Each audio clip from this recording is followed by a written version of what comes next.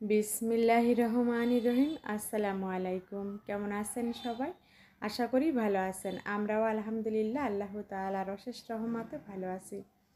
নতুন আরও একটা ব্লগ নিয়ে চলে এসেছি আপনাদের মাঝে। আজ হচ্ছে সোমবার সকাল থেকেই ব্লগটা স্টার্ট করেছি। সকালবেলা ফজরের নামাজ পড়ে নিয়েছি। এখন আমি কিচেনে গিয়ে নাস্তা রেডি করব। কি নাস্তা রেডি করব সেগুলোও শেয়ার করব আপনাদের মাঝে। আশা করি ভিডিওটা ভালো লাগবে। সারাদিনের কিছুটা অংশ শেয়ার করব। আর আমার ভিডিও ভালো লাগলে অবশ্যই লাইক কমেন্ট শেয়ার করবেন। বেশি ভালো লাগলে আমার চ্যানেলটিকে সাবস্ক্রাইব করবেন। এখন হচ্ছে আমি ফজরের নামাজ পড়ে তারপরে হচ্ছে কিচেনে যাব। সবাই ঘুমিয়ে আছে আর এখন হচ্ছে 6:30 বাজে। আর এখন আমি নাস্তা রেডি করে নিব। তারপরে হচ্ছে সবাই ঘুম থেকে উঠলে নাস্তা করে অফিসে চলে যাবে। তানভীরের বাবা, ওর মামা।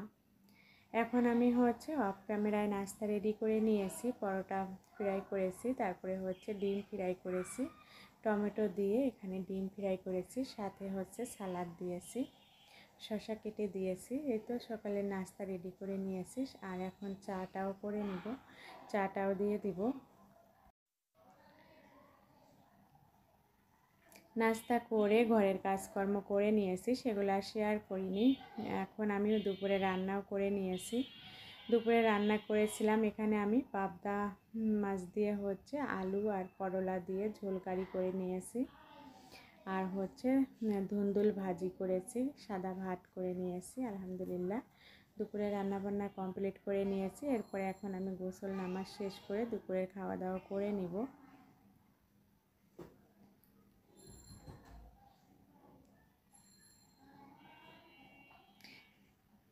এখন হচ্ছে বিকালবেলা। আর আমি সকালের দিকে হচ্ছে চাউল আর হচ্ছে কিছু আতপ চাউল একসঙ্গে ভিজিয়ে রেখে দিয়েছিলাম।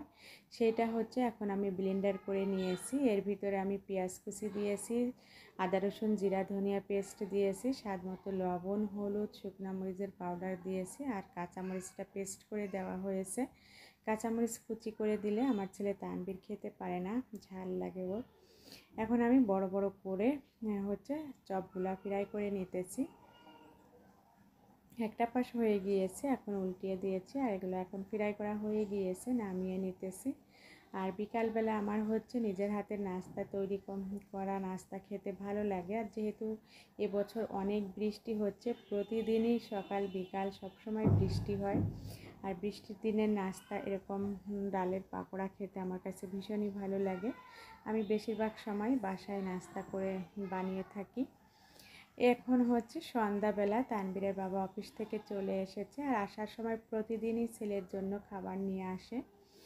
আজ ভাবলাম একটু শেয়ার করি আপনাদের সাথে। এখানে হচ্ছে কিছু কলা নিয়ে এসেছে সকালের নাস্তার জন্য। আর 2 প্যাকেট চিপস নিয়ে এসেছে, ছেলে স্প্রিট পছন্দ করে সেটা নিয়ে এসেছে। তারপরে দুধ দিয়ে হচ্ছে ছেলে গুঁড়ো দুধটা পছন্দ করে, এজন্য হচ্ছে গুঁড়ো দুধও নিয়ে এসেছে। আর আমার ছেলে তানভীর এখন ঘুমিয়ে গিয়েছে। আমি এখন ঝুড়িতে নামিয়ে নিয়েছি আর আমার চিপসটা আমি খেয়ে নিতেছি।